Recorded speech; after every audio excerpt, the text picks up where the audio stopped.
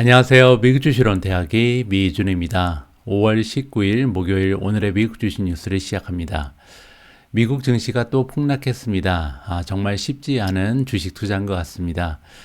제가 몇 번에 걸쳐서 말씀드렸지만 개인적인 투자자로서는 사실 이렇게 하락장이 오래 지속돼도 그리고 상당히 많은 폭으로 주가가 폭락을 해도 별로 걱정되는 바는 없습니다. 왜냐하면 저는 아직 젊은 투자자고 앞으로 15년 이상 투자할 계획이고요. 또한 소득이 계속해서 발생하고 있어서 정기적으로 매달 추가적으로 투자 자금을 확보할 수 있는 힘이 있거든요. 따라서 저 같은 투자자 입장에서는 이렇게 하락장이 오랫동안 지속돼도 별다른 문제가 없을 수 있습니다.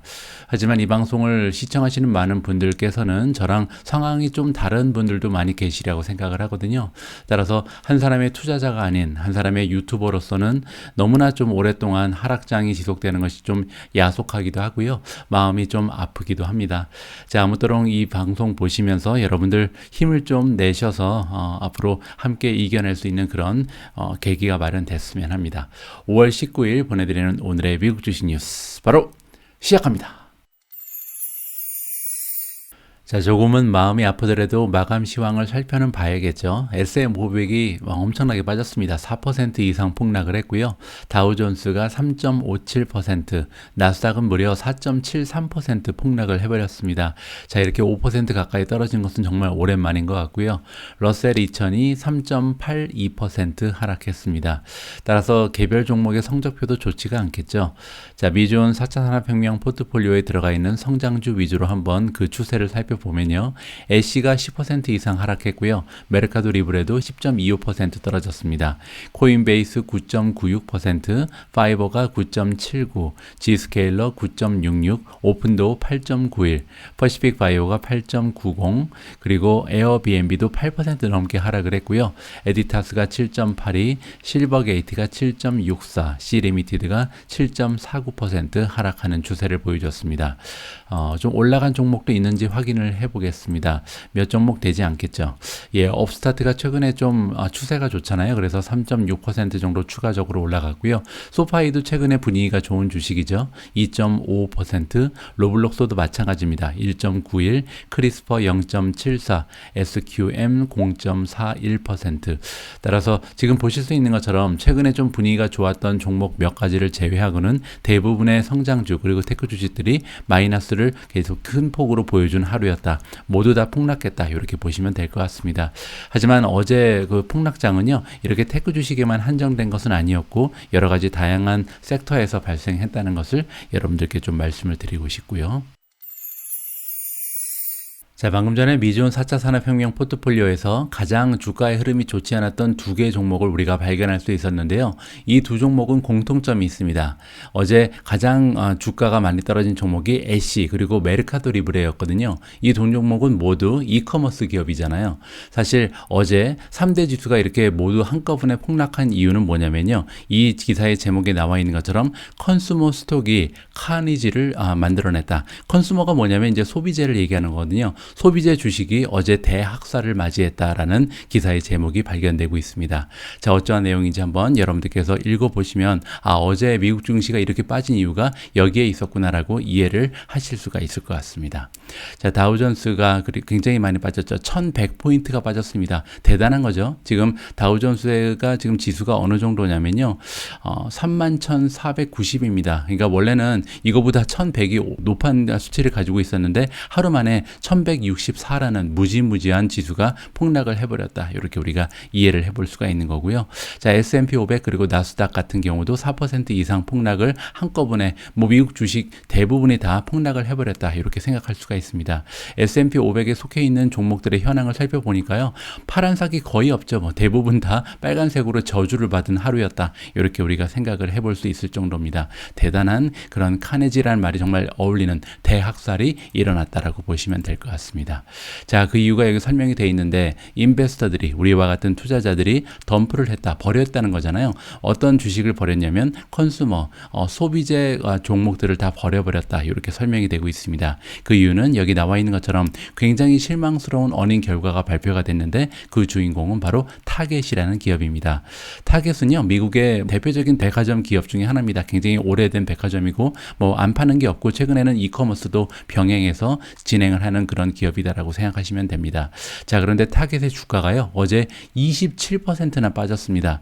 자, 그런데 우리가 요즘에 성장주들이 하도 많이 빠져가지고 27% 그러면 참 그 감이 잘 안 잡히는데요. 사실 타겟은 가치주잖아요. 따라서 가치주의 주가가 27% 빠진 것은 엄청난 현상입니다. 자, 그래서 지금 수요일 날 어닝 결과를 발표하고 나서 27%나 폭락을 했는데, 그리고 이제 그 이유가 여기 설명이 돼 있죠. 마진에 문제가 있었다. 수익률이 굉장히 좋지 않은 수치를 발표를 했거든요. 그런데 이 문제는요, 에코잉을 한 겁니다. 따라서 월마트의 어닝 결과랑 굉장히 비슷했다라고 볼 수가 있겠죠. 그래서 월마트도 굉장히 많이 빠졌는데 비슷한 좀 성격의 어닝 결과를 발표하면서 지금 전반적으로 소비재가 굉장히 위축되는 모습을 보인다는 것을 투자자들이 눈치채기 시작했다, 이렇게 볼 수가 있습니다. 타겟의 주가가 27%나 빠진 것은요, 1987년에 크래시가 있었는데 이때 엄청나게 빠진 거 이후에 처음이라고 합니다. 따라서 무지막지한 그런 하락을 어제 맞이했다는 거죠. 자, 여기 보시는 것처럼 이 리테일숍, 백화점이라고 말씀드렸죠. 타겟의 셀오프는 하루 이후에 나타났다. 월마트도 비슷한 현상을 보였었거든요. 그래서 월마트가 수익률이 굉장히 좋지 않은 모습을 보이면서 주가가 많이 빠졌었는데, 그리고 나서 그 다음 날에 바로 타겟까지 이렇게 주가가 흔들렸기 때문에 미국 증시가 폭락을 할 수밖에 없었다, 이렇게 정리가 가능하겠죠. 자, 이렇게 되면서 S&P 500을 이루는 섹터가 다 해서 11개잖아요. 근데 그 11개가 모두 떨어졌다고 나와 있죠. 그 중에서 이제 가장 좋지 않은 추세를 보인 섹터는 당연히 컨슈머겠죠. 컨슈머에는 두 가지가 있습니다. 하나는 컨슈머 디스크레셔너리가 있고요. 또 하나는 컨슈머 스테이플주가 있습니다. 컨슈머 스테이플주라는 것은 우리가 흔히 얘기하는 필수 소비재죠. 따라서 항상 이용을 해야 되는 그런 재화를 판매하는 것을 필수 소비재라고 부르고요. 컨슈머 디스크레셔너리는 이제 없어도 되는데 우리가 이제 좀 기분 내기 위해서 사용하는 것들을 얘기합니다. 보통 이제 임의 소비재라고 부르는데 대표적인 게 테슬라죠. 테슬라 없어도 우리 살 수 있잖아요. 하지만 기분 내기 위해서 우리의 삶의 질을 향상시키기 위해서 소비를 하는 것이 임의 소비재라고 보시면 됩니다. 따라서 여기 임의 소비재에 들어가는 것은 스타벅스도 여기에 들어가 있고요. 맥도날드도 여기 들어가 있습니다. 맥도날드 안 먹어도 살 수 있잖아요. 자, 그리고 또 하나 들어가 있는 게 뭐 예를 들어서 나이키 같은 것도 이 임의 소비재에 속한다, 이렇게 기억하시면 되고요. 컨슈머 스테이플즈는 다 굉장히 좀 쉽게 이해할 수 있는 것은 없으면 못 사는 거 있잖아요. 담배라든지 술이라든지 뭐 물 파는 기업도 그렇고요. 음료수, 뭐 코카콜라 같은 것도 다 컨슈머 스테이플즈에 들어간다, 이렇게 이해하시면 될 것 같습니다. 따라서 앞에 우리가 지금 폭락했던 주식 있잖아요. 타겟 같은 경우는 여기 컨슈머 스테이플즈에 들어간다. 왜냐하면 굉장히 좀 우리가 일상생활에서 사용하는 그런 것들도 다 판매를 하기 때문이죠. 자, 그리고 요 두 가지 섹터는요, 지금 섹터 자체가 6% 이상 떨어졌다라고 이해를 하시면 될 것 같습니다. 자, 그리고 이 컨슈머 쪽을 추종하는 ETF가 있거든요. S&P SPDR 리테일 ETF, 그리고 티커 네임이 XRT가 있는데 이 ETF 같은 경우는 무려 9% 이상 폭락을 해버렸다, 이렇게 이해를 해볼 수가 있습니다. 자, 그리고 데이터 발표된 게 하나 있는데요. 4월 달에 하우징 스타츠가 나왔습니다. 스타츠란 말이 붙으면 어떤 내용이냐면 주택을 새로 짓는다는 얘기거든요. 그래서 새로운 주택을 지금 짓는 수가 굉장히 많이 떨어지고 있다라고 발표가 났죠. 자, 그뿐만이 아니라 빌딩 퍼밋, 그러니까 새롭게 집을 짓고 나면 이제 그 라이센스를 취득을 해야 되잖아요. 그래서 그것을 이제 퍼밋이라고 부르는데 이 퍼밋을 받는 숫자도 굉장히 많이 떨어졌다고 합니다. 따라서 부동산 시장이 가라앉고 있구나, 이제 좀 버블이 꺼져가고 있구나라는 것을 우리가 지켜볼 수가 있는 거겠죠. 자, 이렇게 두 가지의 섹터가 한꺼번에 좋지 않은 모습을 보였죠. 첫 번째는 소비자들의 그 리테일 부분, 두 번째는 하우징, 이렇게 두 가지가 흔들리는 모습을 보이면서 좀 어떻게 보면 소문이 무성하다, 리세션이 오겠구나라는 그런 의견이 지배적이다라고 이해를 해볼 수가 있습니다. 자, 그리고 주식 투자 기관 중에서 웰스파고 아시잖아요. 이 웰스파고가 어제 이 베이스 케이스가 이제 리세션이다, 따라서 우리는 리세션이 올 것을 굉장히 좀 확신을 하고 있다, 이렇게 발표를 해버렸습니다. 따라서 주식 시장이 흔들리는데 일조를 한 가지의 이유가 될 수 있다라고 마무리를 해볼 수가 있을 것 같습니다. 자, 그러면 지금부터는요, 웰스파고가 이 베이스 케이스로, 그러니까 베이스 케이스라는 것은 이제 이게 가장 확률이 높다는 거거든요. 왜 리세션이 온다고 생각하는지 이 부분에 대한 기사를 찾아서 함께 읽어볼까 합니다. 제가 4월 초반에 도이치뱅크라는 그 투자 기관에서 리세션을 예측하는 첫 번째 은행이 됐다라는 기사를 여러분들과 공유한 바가 있습니다. 자, 그런데 이번 기사를 통해서 웰스파고라는 미국의 대표적인 투자 기관이 두 번째로 리세션을 예측하는 투자 기관이 됐습니다. 자, 어떠한 이야기를 하는지 한번 그들의 논리를 들어보도록 하겠습니다. 자, 웰스파고 인베스트먼트 인스티튜트가 그들의 정식 네임이죠. 자, 이들이 수요일 날 얘기하기를 계속해서 움직이고 있다. 어디로 움직이고 있냐면요, 디펜시브 포지셔닝이니까 이 주식 중에 방어 주식들이 있잖아요. 방어주로 계속해서 그들의 투자 자금을 옮기고 있다. 이렇게 설명을 하고 있습니다. 왜냐하면 이코노믹 경제적인 그 성장 예상이 계속해서 둔화되고 있다. 그러니까 성장 그 예상치가 계속해서 감소하고 있다라고 지금 얘기를 하는 거죠. 자, based on economic data, 그러니까 그냥 짐작을 하는 것이 아니라 경제적인 데이터 트렌드를 봤더니 어떠한 결론에 이르게 됐다. 이렇게 설명을 하는 거죠. 그들이 계속 추적을 하고 있었던 데이터에 따르면 우리는 믿고 있다. 뭐를 믿고 있냐면요, 경제가 이제 시작을 하고 있는데 넘어서기 시작했다고 합니다. 그래서 가능성 레벨이 있었는데 이 가능성 레벨을 넘어섰다는 것은 드디어 리세션에 대한 가능성이 굉장히 커졌다. 일종의 그 레벨을 넘어섰다라고 얘기를 하는 거죠. 따라서 굉장히 좀 심각한 리세션까지는 아니고 마일드한 리세션을 우리는 예측하고 있다. 베이스 케이스로 깔고 있다라고 얘기하고 있습니다. 자, 그리고 언제쯤 리세션이 오냐면요, 2022년 말 혹은 2023년 초까지는 리세션이 시작될 것이다라고 예측을 하고 있는 거죠. 자, 그래서 우리는 계속해서 시프트 아웃하고 있다, 옮기고 있다, 바꾸고 있다는 거죠. 그래서 그 주식의 섹터 가이던스를 계속해서 변화시키고 있다. 주식이 낼 수 있는 어닝의 결과 예상치를 계속해서 하향 조정하고 있구나. 이렇게 우리가 예상을 해볼 수가 있는 거고요. 그리고 이제 얼로케이션이라는 것은 그들의 자금이 어디에 들어가 있는지 이 분담하는 것을 얘기하는 거거든요. 그래서 자금을 계속해서 디펜시브한 포지셔닝으로 바꾸고 있다. 방어주 쪽으로 옮기고 있다는 얘기를 해주고 있는 겁니다. 자, 그러면 어느 정도의 리세션을 예상하는지 한번 살펴보겠습니다.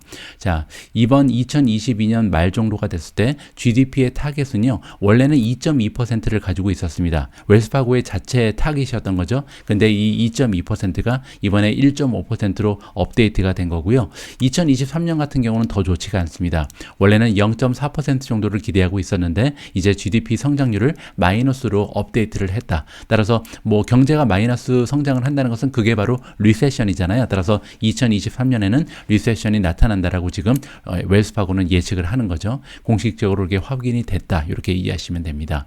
자, 웰스파고는 또한 낮추었다. S&P 500의 타겟 그 지수 주가가 있는데 이거를 또 하향 조정했다라고 합니다. 그래서 올해 같은 경우는 4,200에서 4,400을 보고 있습니다. 지금 현재 주가가 4,000 밑으로 떨어졌잖아요.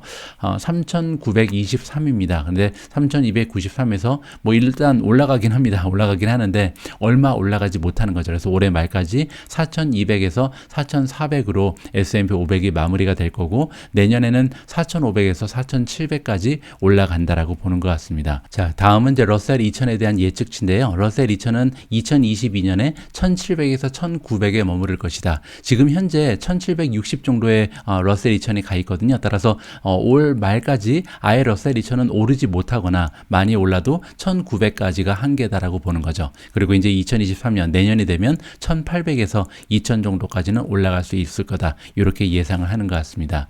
자, 그리고 감소시키고 있는데 엑스포저라는 것은 이제 투자를 어느 정도 많이 하는지를 얘기하는 거거든요. 그래서 시클리칼 스톡스, 즉 그 순환주 있잖아요. 경기 순환주에 대한 그 노출을 줄이고 있다. 투자 자금을 여기서 빼내고 있다는 거죠. 그리고 어디로 옮기고 있냐면 방어주로 옮기고 있다라고 얘기를 합니다.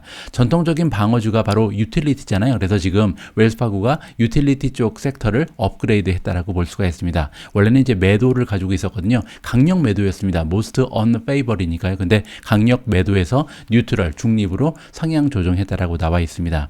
반면 이제 커팅했다는 것은 이제 줄였다는 건데 consumer discretionary, 아까 말씀드린 임의 소비재를 얘기하는 거잖아요. 그래서 임의 소비재를 지금 중립에서 굉장히 좋지 않다. 매도로 의견을 하향 조정했다라고 이해하시면 될 것 같습니다. 자, 이렇게 이미 소비재가 좋지 않은 이유는 여기 설명이 돼 있죠. 굉장히 높은 레이트, 그 금리죠. 그리고 스티키 인플레이션, 굉장히 좀 스티키라는 것은 끈적끈적한 거거든요. 따라서 인플레이션이 떠날 생각이 없죠. 이 부분을 얘기하는 거고, 그리고 또한 이미 우리가 알고 있는 것처럼 굉장히 낮아진 컨슈머의 분위기들, 그러니까 소비자 심리가 굉장히 좀 위축돼 있잖아요. 이런 것들이 다 합쳐져서 굉장히 좋지 않은 그런 추세를 보일 것이 바로 discretionary spending이다. 따라서 이미 소비재에 사람들이 많은 지출을 하지 못하게 될 거라고 지금 예상을 하는 거죠. 올해도 그렇고, 그리고 2023년이 되면 더더욱 그럴 것이다라고 얘기를 합니다. 따라서 앞으로 뭐 자동차를 산다든지, 아니면 아까 말씀드린 것처럼 나이키 신발을 사 신는다든지, 스타벅스를 사 먹는다든지, 뭐 이러한 쪽에 사람들이 지출을 많이 줄일 거다. 이렇게 지금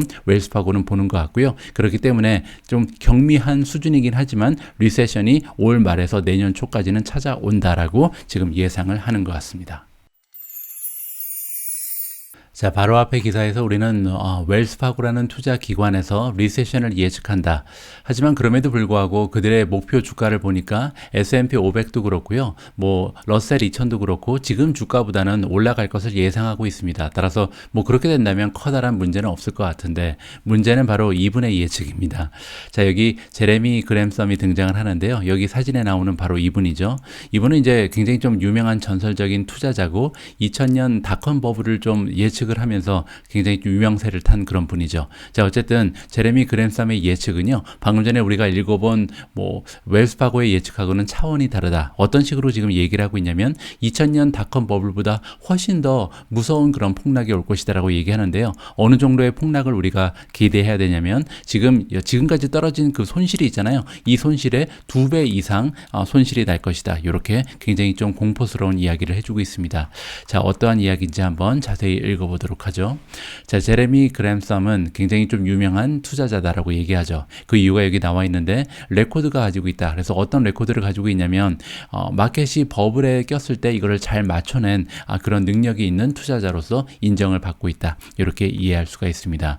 자, 그런데요, 이분이 얘기하기를 지금 최근에 주식이 많이 떨어진 것은 2000년의 닷컴 버블보다 훨씬 더 많이 떨어져야 된다라고 얘기를 하고 있거든요. 그래서 지금 현재 손실도 만만치 않은데 이러한 손실보다 최소한 2배 정도는 더 떨어져야 마무리가 될 것이다 라고 예측을 하고 있습니다. S&P 500이 한 20% 정도 떨어진 상황이고요. 나스닥은 30% 가까이 폭락을 한 상황이죠. 자, 그럼에도 불구하고 나는 지금 미니멈이니까 최소 그런 뜻이거든요. 최소한 지금보다 2배 정도는 떨어져야 된다. 그렇게 생각한다. 그 얘기는 S&P 500이 마이너스 40%, 나스닥은 마이너스 60% 가까이 떨어져야 이번 하락장이 마무리가 될 것이다. 정말 끔찍한 예측을 하고 있는 거죠. 자, 여기 나와 있는 것처럼 만약에 우리가 운이 없다면, 그러니까 지금 이 예상도 굉장히 좀 두려운데, 운이 없으면요 3배 정도 떨어질 수도 있다라고 얘기합니다. 그 얘기는 S&P 500이 마이너스 60%까지 갈 수 있다. 굉장히 좀 공포스러운 이야기를 해주고 있는 거죠. 그리고 이제 기간이 나와 있는데 2000년 그 닷컴 버블이 꺼질 때도 그랬지만 한 2년에 걸쳐서 계속해서 떨어질 거라는 겁니다. 그래서 갑자기 뚝 떨어지고 올라가는 것이 아니라 앞으로 2년 동안 굉장히 고통스러운 시간이 계속해서 이어질 거라는 참담한 예측을 해주고 있습니다. 그램썸 같은 경우는 굉장히 많은 투자자들이 팔로우를 한다. 따라서 굉장히 좀 명성도 있고요. 이분의 말을 잘 믿는 사람들이 많이 있다라고 얘기를 하는 거죠. 그리고 시장을 분석하는 히스토리언이다. 역사적인 그런 분석을 할 줄 아는 분이란 얘기다. 이렇게 이해할 수가 있습니다.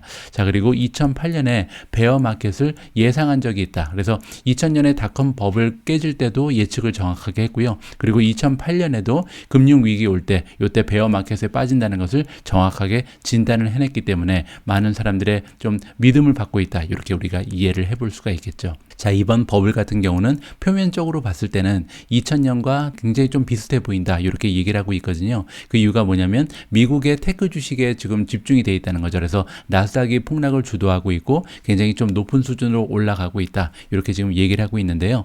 자, 그런데 이분의 이제 그 연세가 나와 있네요. 83세. 지금 좀 경력이 좀 굉장히 많은 분이라는 것을 강조를 하고 있는 거고요. 자, 그런데 이분은 또 다른 점도 있다라고 지적을 해주고 있습니다. 이 두 가지의 버블, 그러니까 2000년에 있었던 닷컴 버블과 지금 현재 나타나고 있는 이분이 표시하는 그 버블은 다른 점이 있다. 자, 2000년에는요 셀오프가 집중이 돼 있었다. 미국 주식만 많이 빠졌다는 겁니다. 그 얘기는 채권이라든지 원자재 그리고 하우징 마켓은 괜찮게 버텨냈다라고 얘기하고 있습니다. 하지만 지금 상황은 다르다. 중요하다는 거죠. 지금은 정말로 다 매싱업 됐다. 그러니까 정말 괜찮은 게 하나도 없다는 겁니다. 모든 자산이 너무나 지금 과대평가가 돼 있고 버블이 많이 꺼져 있기 때문에 채권도 폭락할 거고 주식도 폭락할 거고, 그리고 가장 위험한 것은 하우징이 떨어질 거라고 얘기하는 겁니다. 그렇기 때문에 역사적으로 봤을 때 이렇게 주택 가격과 함께 주식시장이 떨어질 때는 굉장히 위험한 결과를 초래할 수 있다라고 얘기하죠. 여기 컨비네이션이 나오잖아요. 그래서 원래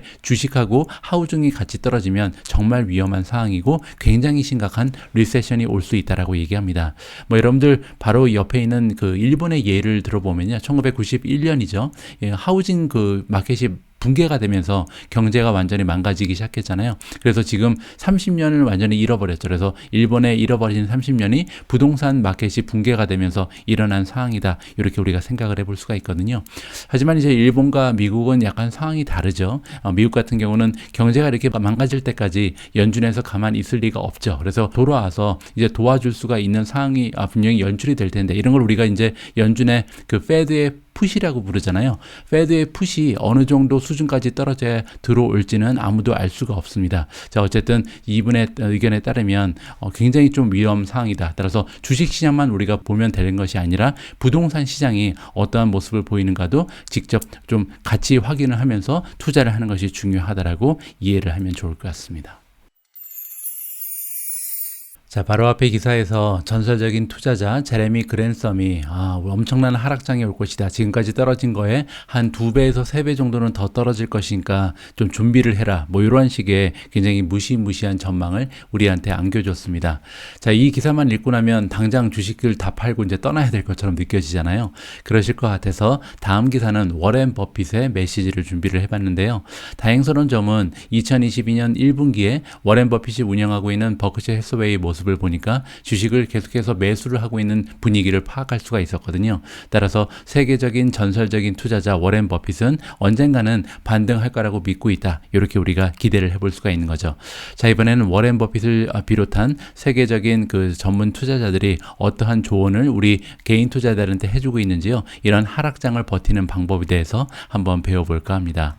자, 다우존스가 7위크 슬럼프니까 7주 동안 지금 슬럼프에 시달리고 있다. 이렇게 얘기하고 있잖아요. 2001년 이후에 다우존스가 7주 동안 슬럼프에 빠진 것은 가장 긴 슬럼프라고 얘기해주고 있습니다. 그뿐만이 아니라 S&P 500은 6주 동안 지금 계속해서 떨어지고 있는데 이거 역시 2011년 6월 이후에 가장 긴 하락장이 지속되고 있다. 이렇게 정리를 해볼 수가 있는 거고요.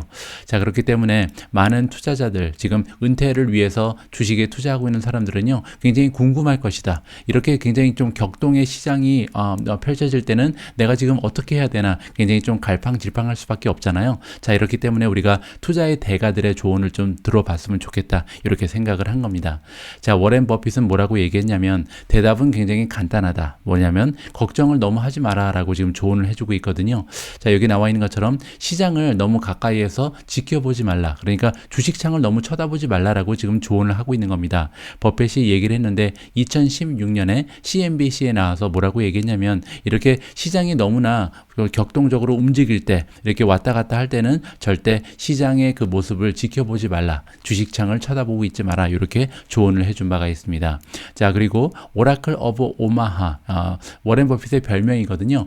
이분이 또 어떤 첨언을 해주셨냐면 인베스터들은 굿 컴퍼니를 사고, 그러니까 굉장히 좋은 주식을 보유를 하고요. 10년, 20년, 30년 계속해서 시간을 끄는 것이 가장 좋고 그리고 안전하고 그리고 수익률이 좋게 나올 수 있는 방법이다라고 설명을 해주고 있습니다. 여러분들이 계속해서 사고 팔고 그렇게 노력을 한다면, 그래서 적시에 사고 적시에 팔 것을 그렇게 기획하고 노력한다면 결코 좋은 결과를 만들어내기 어려울 것이다 라고 조언을 해주고 있죠. 자, 우리가 돈을 버는 방법은 여기 나와 있는 것처럼 좋은 기업에 투자를 하고 오랫동안 갖고 있으면 된다. 그것이 최고의 방법이다라고 다시 한번 확인을 해주고 있는 거죠.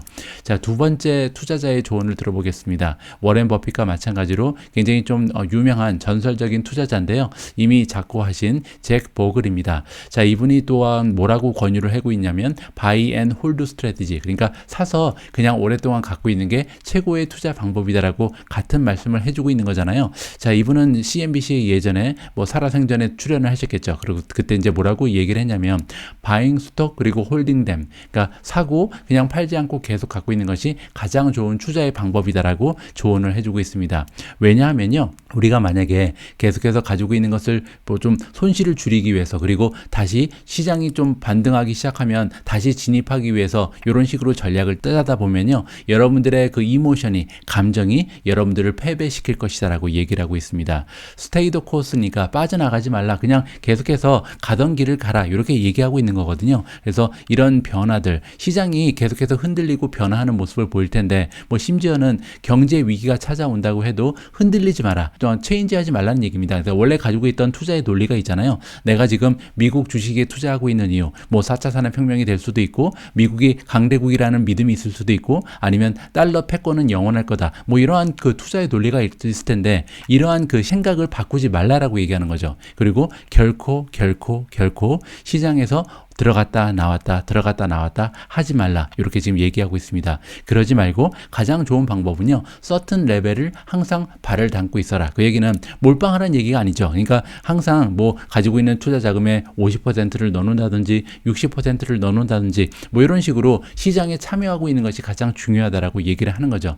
따라서 저같이 계속해서 매달 추가로 투자 자금을 시장에 넣을 수 있는 사람 입장에서는 주식이 계속 떨어져도 걱정이 없겠죠. 근데 만약에 이 영상을 보시는 분들 중에서 투자 자금을 다 넣어놓고 투자 자금이 새로 생기지 않으신 분들 계시잖아요. 이분들은 제 생각에는 100% 다 넣는 것은 좀 위험하다라고 생각을 합니다. 차라리 한 20%, 30% 정도를 현금화하시고 계속해서 좀 떨어질 때마다 조금씩 더 사시는 게 어떤가, 이런 생각도 해보거든요. 그런데 만약에 내일 당장 주식이 갑자기 올라가 버려요. 그러면은 굉장히 아깝죠. 왜냐하면 20%를 팔았는데 30%를 팔았는데 이게 올라가지 못하는 게 손실처럼 느껴질 수 있잖아요. 하지만 그때는 또 70% 남아있는 주식, 80% 남아있는 주식이 올라가는 것을 즐기시면 되죠. 그래서 제가 드리고 싶은 말씀은 조금 더 여유 있게 좀 욕심을 버리시고 편한 마음으로 주식 투자를 하시면 어떤가, 이런 조언을 좀 해드리고 싶습니다.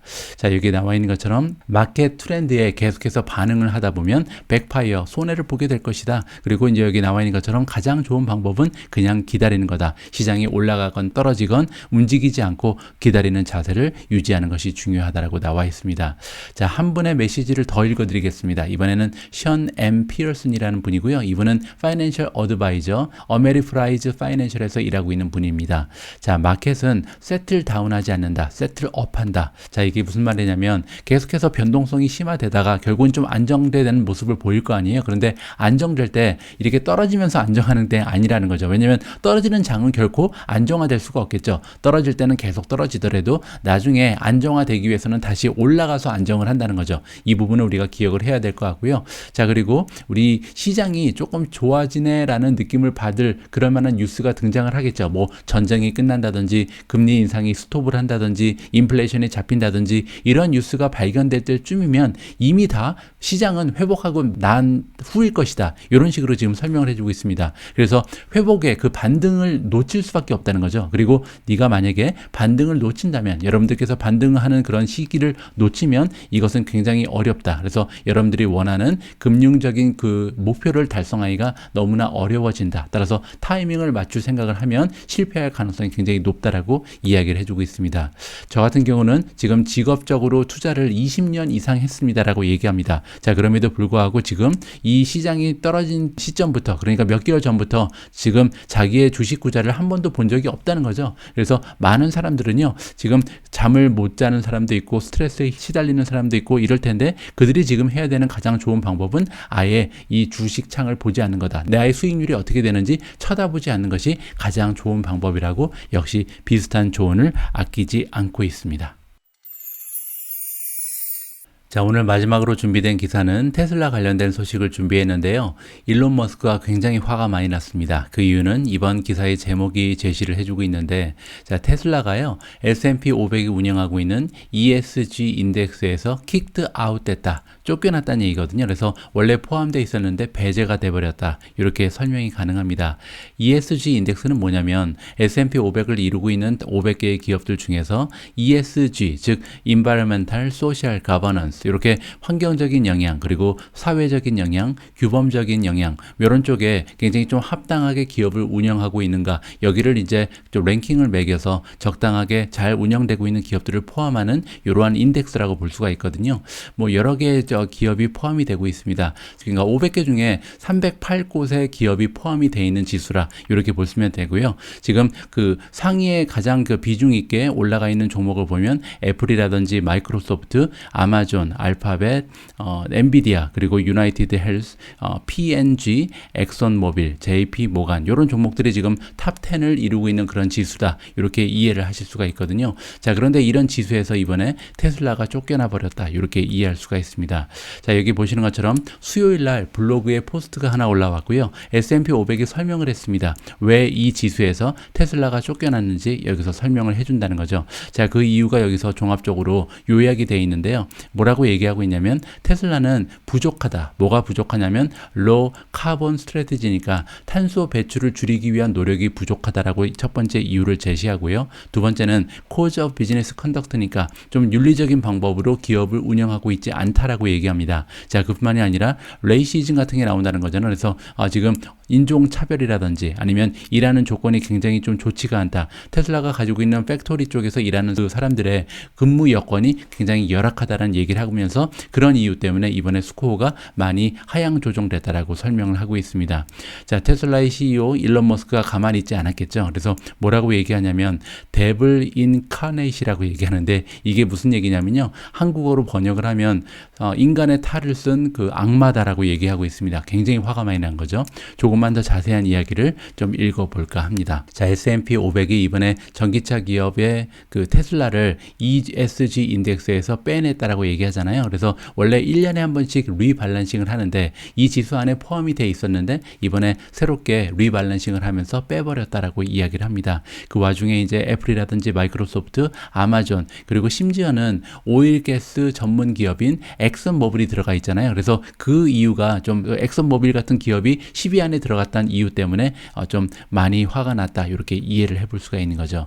자, S&P 500의 ESG 인덱스는 이용하고 있다. 뭐를 이용하고 있냐면 E는 이제 environmental 환경이잖아요. S는 social 그리고 마지막 G는 governance입니다. 이러한 데이터들이 있을 텐데 이 데이터를 가지고 랭킹을 매긴다는 거죠. 그리고 나서 추천을 해주고 있다. 어떤 기업들을 지금 투자자들한테 추천을 하냐면 이렇게 환경적인 영향, 사회적인 그리고 규범적인 영향에 잘 충실하면서 비즈니스를 진행하고 있는 기업들을 투자자들한테 선별해서 알려주는 역할을 하는 것이 S&P 500 ESG 인덱스라고 보시면 될 것 같습니다. 그리고 그들이 이용하는 데이터는 굉장히 좀 여러 개, 한 100가지가 넘어가는 수백 개의 데이터 포인트를 이용한다는 거죠. 자, 그렇기 때문에 여기 나와 있는 것처럼 어떠한 데이터가 들어가냐면 뭐 예를 들어서 이 기업이 우리 지구에 미치는 영향 뭐 그런 것도 들어가는 거고요. 그리고 그냥 쉐어홀더들 그 주주의 이익만 위해서 일하는 기업이 아니라 스테이크 홀더들을 얼마나 잘 대우를 하는가. 스테이크 홀더들은요 기업에 관계되는 모든 사람들을 얘기합니다. 예를 들어서 고객이라든지 일하고 있는 직원들, 벤더들은 이제 납품업체 같은 것을 얘기하죠. 비즈니스 파트너 아니면 이 지역사회에 함께 살아가고 있는 그런 주민들까지도 다 돌보는 그런 기업들한 좋은 점수를 주는 것이 ESG 인덱스다 이렇게 볼 수가 있는 거거든요. 자, 그리고 이 인덱스가 5월 2일 날 변화를 주기 시작하는데 이 스포크맨이 뭐라고 얘기를 하냐면 이 블로그 포스트를 통해서 테슬라 같은 경우는 카본 스트래티지가 부족하다. 따라서 탄소 배출을 더 줄여야 된다라고 얘기하는 거잖아요. 그래서 아까 말씀드린 것처럼 여러 가지 이유를 가지고 있는데 뭐 성적인 차별이라든지 인종적인 차별이라든지 아니면은 뭐 코드 오브 비즈니스 컨덕트 즉 뭐 정당한 방법으로 비즈니스를 진행하고 있지 않다. 윤리적인 문제도 제기를 하는 것 같고요. 그리고 또 그 사고가 몇 번 났잖아요. 그 사고가 난 것도 좀 꼬투리를 잡았다. 이렇게 우리가 생각을 해볼 수가 있을 것 같습니다. 자, 그래서 이제 테슬라의 CEO 일론 머스크가 굉장히 화가 많이 났을 거 아니에요. 그래서 그가 좀 가지고 있는 트위터의 힘을 이용을 한 거죠. 지금 일론 머스크를 팔로우하는 팔로우의 숫자가 9천만 명이 넘어가거든요. 따라서 이 9천만 명에게 다음과 같은 메시지를 좀 보냈다. 이렇게 이해할 수가 있습니다.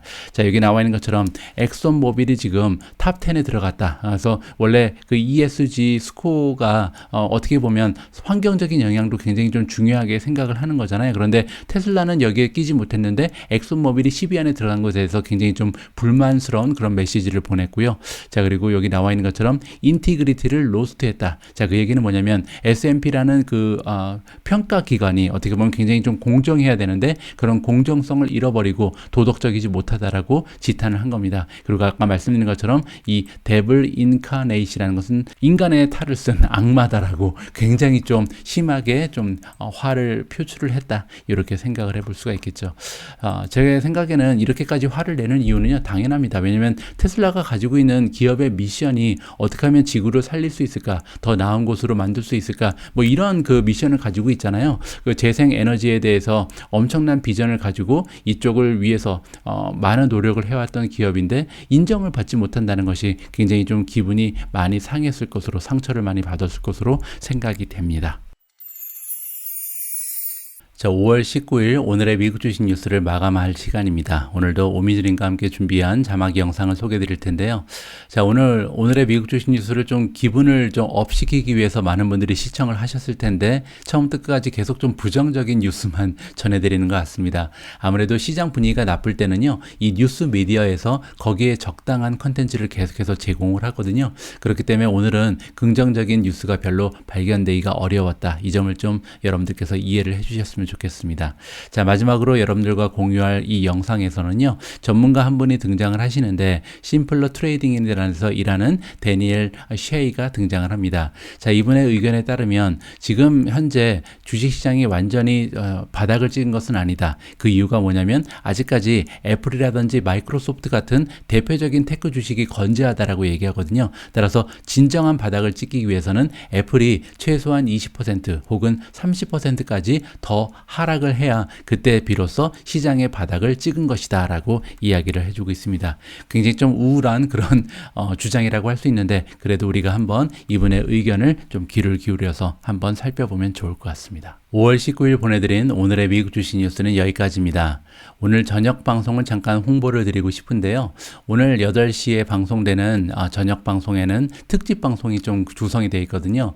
13F 파일 시즌이 돌아왔습니다. 그래서 각종 큰 손들, 스마트 머니라고 부르는 헤지 펀드들이 지난 1월 달부터 3월 달까지 어떤 종목에 집중 투자하고 어떤 종목을 포기했는지 우리가 좀 자세한 내용을 지켜볼 수 있는 그런 기회를 마련했습니다. 굉장히 좀 심도 깊게 제가 준비를 많이 해서 제작한 영상이기 때문에 많은 분들께서 함께 해주셨으면 합니다. 우리 모두가 미국 주식 투자로 은퇴하는 그날까지 다 함께 화이팅입니다. 행복한 하루 되세요. 감사합니다. A lot of people hoped we were seeing capitulation last week with some of the really bad trading sessions that we saw. Now we picked ourselves up for a few sessions, and now we're kind of repeating that all over again. What tells you whether we have hit capitulation or not? You know, I personally don't think that we've seen capitulation, and that's because when I'm following the price action on a daily basis, what I see is regular and consistent selling. I like to follow the ticks. This follows buying versus selling pressure. I like to follow volume in, volume out.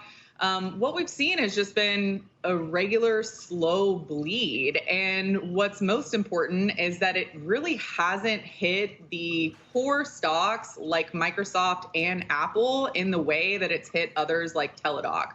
So I really don't think that we can capitulate until you see Apple down, I hate to say it, 20, even 30%, because look at the NASDAQ right now. The NASDAQ has fallen already 30% and the Fed is not blinking an eye. So how much lower do you think they're going to let it go? People will hold on as long as Apple can remain strong because there's hope. But when Apple really starts to break, that is when I believe we'll see capitulation. Do you think that's how much more downside Apple could potentially have? I mean, for me, it all depends on what happens with the Fed and what happens at these lows. Because right now, we're not seeing any buying.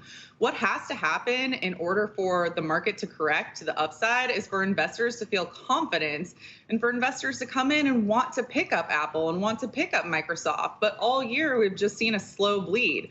So I absolutely do think it's possible that we see, 20 to 30% down in Apple, especially because the Fed has pretty much said they have no interest in saving the stock market at this point in time.